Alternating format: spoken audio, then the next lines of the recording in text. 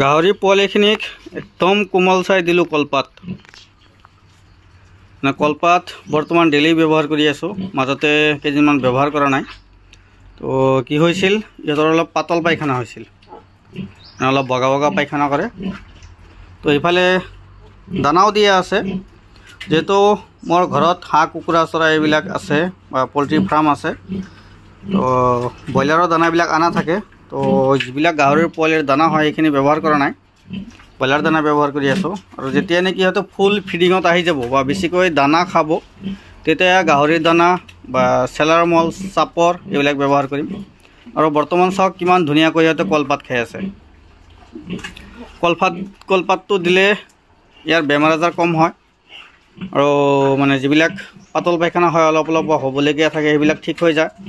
মানে কলপাতৰ গুণাগুণ আছে বহুত মই বেলেগ এটা ফাৰ্মত গৈ শুনিছোঁ আৰু সেইটো ফাৰ্মতো মানে কলপাত ব্যৱহাৰ কৰে এইকেইদিন আগতে কলপাত ব্যৱহাৰ কৰা নাছিলোঁ যেহেতু এইবাৰ মই 2-3 বাৰ ধৰি মানে কলপাত ব্যৱহাৰ কৰি আছোঁ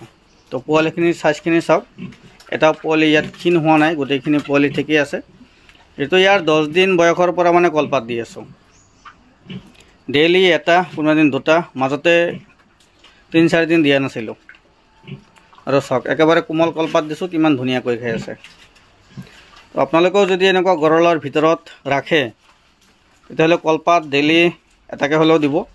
জানে যে গাহৰি পোৱালিয়ে বহুত ঘাঁহ খায় কোমল কোমল ঘাঁহ বন এইবিলাক খায় বাহিৰত থাকিলে তো ভিতৰত থাকিলেতো সেইবিলাক নাপায় সেইকাৰণে ডেইলি কলপাত যদি আছে দি থাকিব আৰু নহ'লে একেবাৰে কোমল কোমল ঘাঁহ বন কাটি দিব পাৰে ঘাঁহ বন কাটি দিলেও বহুত খায় ঘাঁহ বন ইহঁতে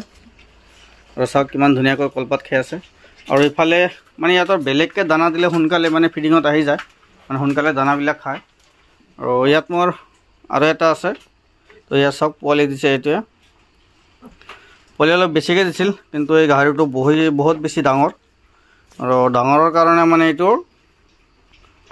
পোৱালিবিলাক মানে ভৰিৰ তলত পৰি মৰি যায় সেইকাৰণে ভাবিছোঁ এইবাৰ পোৱালিখিনি চেল কৰি ইয়াৰ মাকটোক এইবাৰ চেল কৰি দিম মানে বহুত ডাঙৰ হৈছে এইটো মাকটো চাওক আপোনালোকে পোৱালি চাওক পোৱালিৰ চাইজখিনি চাওক অলপ ৰ'দৰ কাৰণে অসুবিধা হৈ আছে আৰু মাকটোৰ চাইজ চাওক কিমান ডাঙৰ বহুত ডাঙৰ হৈছে এইটো এইবাৰ চেল কৰি দিম এইটো এই পোৱালিখিনি অলপ ডাঙৰ হোৱাৰ পিছত পোৱালি বিক্ৰী কৰাৰ লগে লগে এই মাকটোক চেল কৰি দিম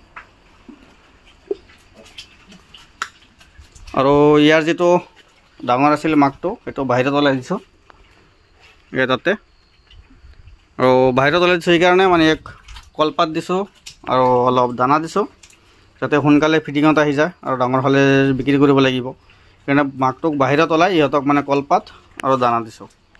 যাতে সোনকালে এইবিলাক ফিটিঙত আহি মানে ডাঙৰ হ'লে চেল কৰিব পাৰোঁ সোনকালে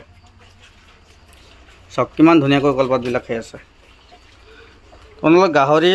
পালনৰ বিষয়ে বা পল্ট্ৰি ফাৰ্মৰ বিষয়ে যদি অধিক জানিব বিচাৰে ভিডিঅ'ত লাইক এটা কৰি চেনেলটো ছাবস্ক্ৰাইব কৰি ৰাখিব সকলো ধৰণৰ আপডেট পাই থাকিব তো আজিৰ ভিডিঅ' এইখিনিয়ে ধন্যবাদ।